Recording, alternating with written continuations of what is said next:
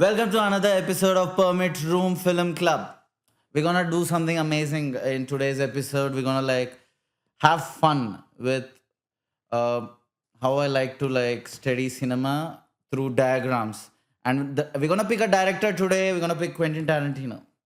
Okay, I've had the joy of growing up watching his films in the last 3.5 decades. That's the length of his career, literally. That's my life. I've seen all his movies, not in order, but I've seen all his movies. And today, what we're gonna do is I'm gonna pick up some of his movies and I'm gonna draw very quick diagrammatic representations of each of them. So I'm gonna start with Reservoir Dogs is the movie we're going to start off with, and our time begins right now. So Reservoir Dogs is a bunch of characters coming together for a common mission and then going along, but we don't see this mission. So very quickly, right after the credits, we see that we kind of it failed. So right after the credits, failed. Okay, and then it fails, and then we see the aftermath, which is the rest of the movie. The rest of the movie is an aftermath of getting away.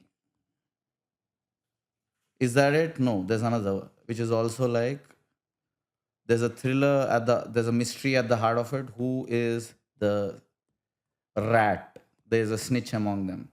And then along the way, everybody dies. How do we say death? Okay, through an X. So everybody dies. There are shootouts and everybody dies. And in the climax, who gets the money?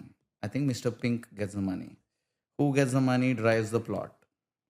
So this is a diagrammatic representation of Reservoir Dogs in 2 minutes. Okay, next up we're gonna jump into.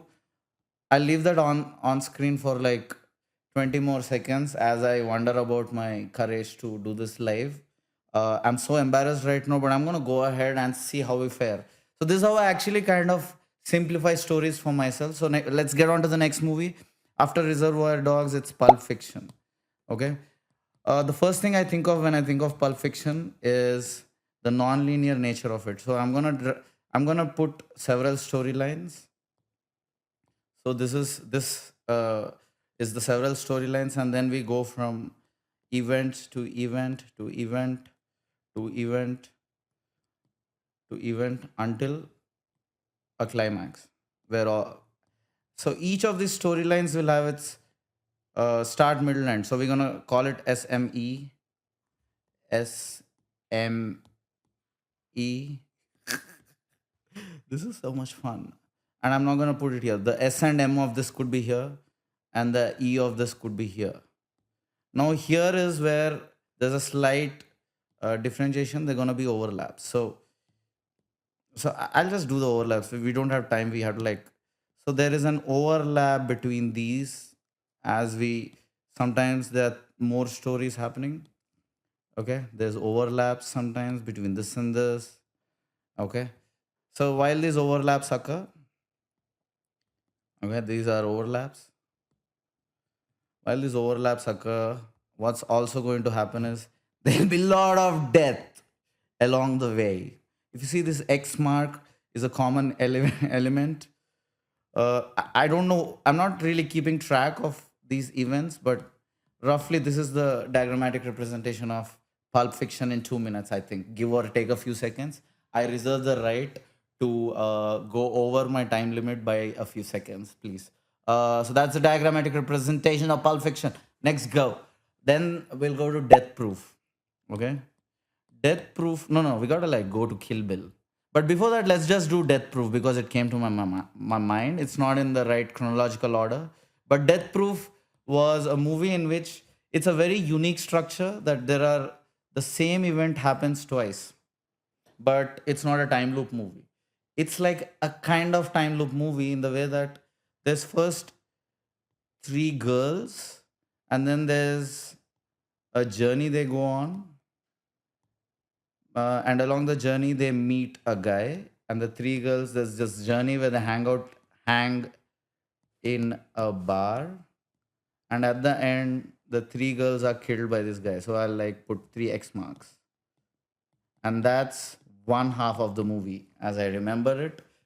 The same structure repeats again, but we watch it with a question mark as to where is this kind of going. It's a fun hangout movie. Oh my god, is it this, is it that? And then it ends up being death for the three girls, this event. So it's the same thing, but this time it's not a question mark. We know that this guy is capable of killing three girls, especially since we've seen it happen before. Now we are scared for the three girls.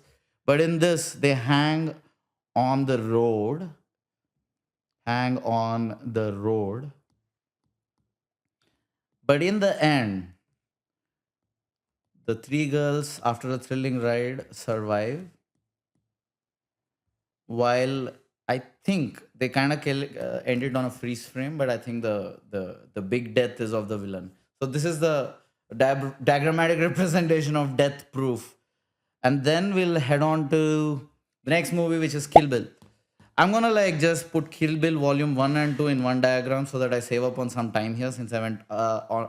So I'm gonna just say the whole of Kill Bill is just one one goal, which is revenge. Okay, and along the way, it's like a it's Kill Bill is the closest to a video game movie that Quentin Tarantino made in the sense that it's got all these matchups as we go to the climax, and in between matchups are flashbacks, and these flashbacks connect these matchups, and these flashbacks as they connect these matchups ni versus antar versus. Okay, so the bride versus the people who killed her, matchups. Okay, sometimes there'll be like 88 people, sometimes it's just one versus one, so different kind of matches, and then the final match. Okay, so that's Kill Bill, guys. The final match between sword and gun. Okay, where she has to finally gets to fulfill her revenge, and along the way she like kills these guys too. Okay, and these flashbacks, they have a function. They allow us to root more for the primary character, also gives us information about how dangerous the opponent is. Also sometimes these flashbacks help us understand a special skill that the protagonist has to acquire, or the odds against which she has to survive. So that's the diagrammatic representation of Kill Bill. And then that's volume 1 and 2.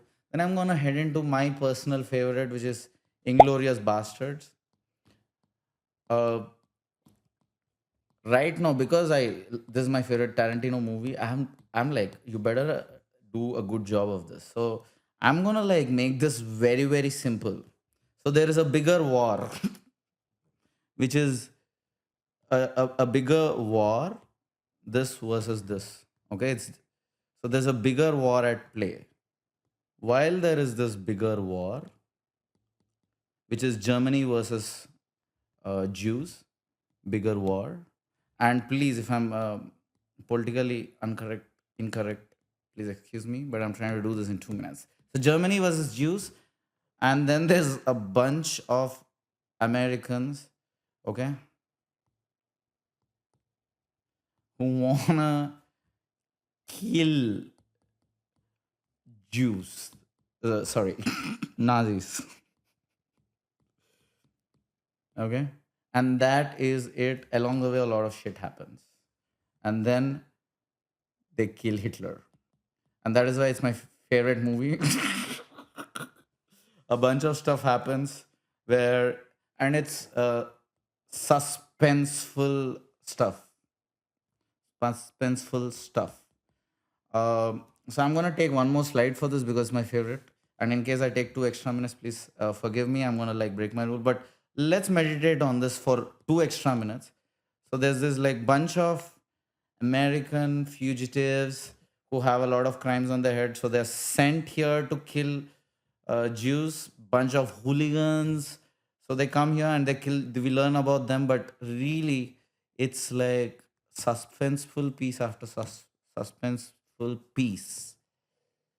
Excuse my English today, but it's like suspenseful piece after suspenseful piece, where death is hanging above the head.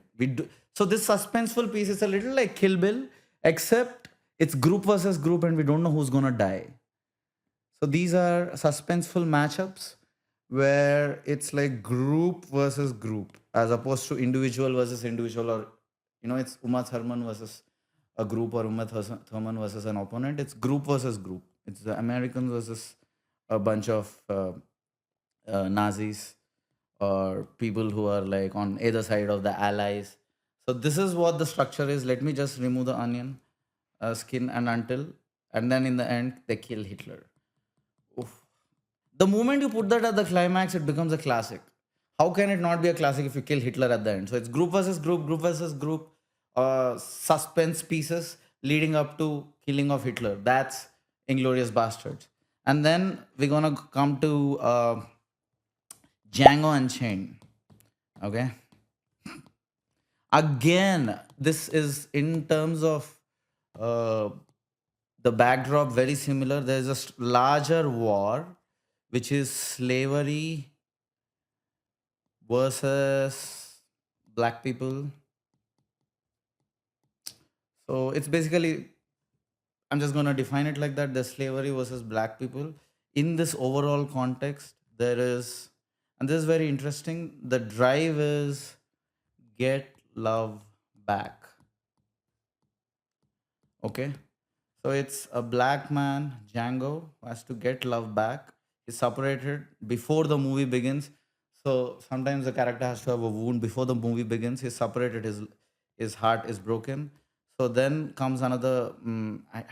God, I can't remember his name, but he won the supporting Oscar. What's the actor's name who played that character, the dentist? Chris Owen? No, Christopher Doyle. Christoph Waltz. So Christoph Waltz and Django, Christoph Waltz and Django, they go on this journey to get love back. And in the later half, there's DiCaprio as the main main villain. And in the end, he gets his love back. And along the way, we have some vengeful killings, some bounty killings where Django gets a skill upgrade, and then in the second half, he just gets his love back from the dangerous journey through DiCaprio's estate. And the second half is actually a bit of a espionage. It's a spy movie, a little bit like that, because they are like impersonating people. He's had the experience of writing Django, Inglorious Bastards, so he knows a thing or two about spies. So then, and that's why it wins the best screenplay at the Oscars, because he takes what he knows and then he makes the second half a spy movie where they impersonate several people. But here, there's an important thing to observe. Here, Django is a free man, and there's a lot of subtext to it, but I'm just going to leave it at that. That's like the diagrammatic representation of Django Unchained. And then after that, we have two more movies, Hateful Eight and Once Upon a Time in America. And the thing with these two movies is I haven't really studied them enough to be able to draw diagrams. So I'm gonna like call them movies that I couldn't break down easily, yet really loved the experience. I've watched Once Upon a Time in Hollywood several times. I really can't pinpoint and break down. The reason I did a quick run on these topics. So Reservoir. I'm just gonna speak about my personal little connect with this movie. So this is Reservoir Dogs. I remember like going back and watching it, the movie. It revealed in the early 90s or late 80s. It's an independent filmmaker writing a screenplay about killing and uh, gangsters getting away, and he set it in one location, and it was masterful. The whole suspense of who's gonna die, and this is a common feature in some of his work, that you're always wondering who's gonna die in that scene. Death is such a character in Quentin Tarantino's work. This was like a one location beautiful movie where it's suspense squeezed into one location. And then Pulp Fiction is a beautiful, like an American masterpiece on non-linear narratives where you have storylines several storylines happening.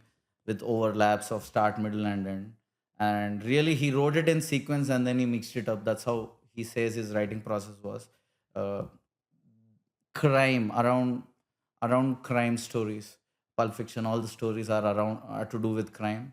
Um, but then it's really just a series of events, a day in the life of criminals, where but then each of it has a start, middle, and each of it is a situation. It's not just hanging out to see them shopping. It's a little bit of that too, where they're just discussing stuff in a car, but it's also having a start, middle, and each of these narrative tracks. And then Death Proof, it's actually my favorite structure because it's so simple. The same event happens twice, but it's not a time loop. Because first is like the stakes, and second you care a lot for the characters because this guy could kill.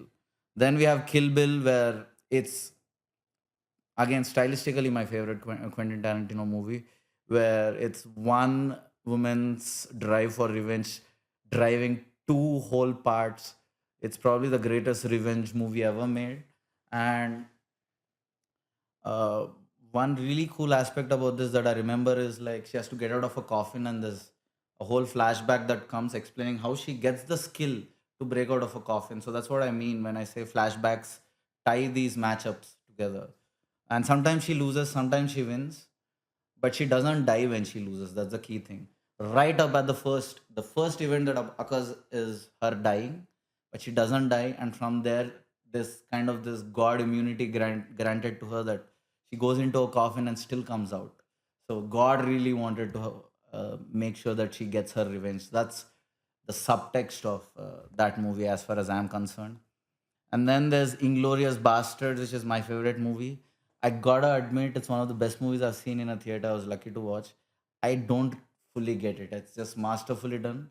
I think the reason I kept the diagram so simple is because it's supposed to be a TV series which he condensed to a movie. There's a lot happening, but really, it's this where it's suspenseful piece after suspenseful piece, where it's gang versus gang. Right up, it opens with that, like where it is Christoph Waltz versus a bunch of people hiding beneath the floor. It's all that suspenseful piece after suspenseful piece that ends in this big climax where in a theater, Hitler dies along with a big statement made. It's just very beautiful. And then Django Unchained is like, I think he kind of took Inglorious Bastards to a new level in Django Unchained, personally, when he makes the second half a mini compressed version of Inglorious Bastards, in the sense that that is also about people impersonating to be something else. There's a little bit of that in Inglorious Bastards as well, where a bunch of Americans are pretending to be Italians. So there is that happening here, where they pretend to be people who came to buy this slave from them because she speaks Germany. I keep giving it away in between that I failed 10th class. German. She doesn't, you don't speak Germany, you speak German. So, you don't speak Paris, you speak French. So, because this female slave speaks German, she, with the pretense of buying her, they enter the estate. So they have a secret to keep. But once that secret comes out, we go to the bloody finale where a lot of people die. So he gets his love back, but along the way, he has to kill a lot of people. The X makes its appearance again in Tarantino's work. So that was Quentin Tarantino. The movies, my favorite work of his. I love all his movies, but sometimes I don't think I'm qualified enough to break them down. So I did the best I could. Love him is my favorite filmmaker in the sense that I'm very emotional every time a work of his comes. I go to the theater and it's always goosebumps for me. I don't care, and that's, I think, a great career. And I kind of hope for that for all filmmakers who want to like have a career. Is I so hope that people come and watch your movie because of you primarily, not so much because Brad Pitt is featuring in your work, or uh, DiCaprio is featuring in your work, but because you are Quentin Tarantino, you are this filmmaker with this unique voice, and you've grown up, and audiences have grown up watching your work. That's the career I hope for too, that I build an audience set. So it's very emotional to speak about Quentin Tarantino. I'm doing my best, like stay on the money. I hope you enjoyed this episode, and I kind of encourage you to check out more work that you love and see if you can break it down in a diagram format. At the very core of all work is a hero, a goal with obstacles, and then does he achieve it or not in the end?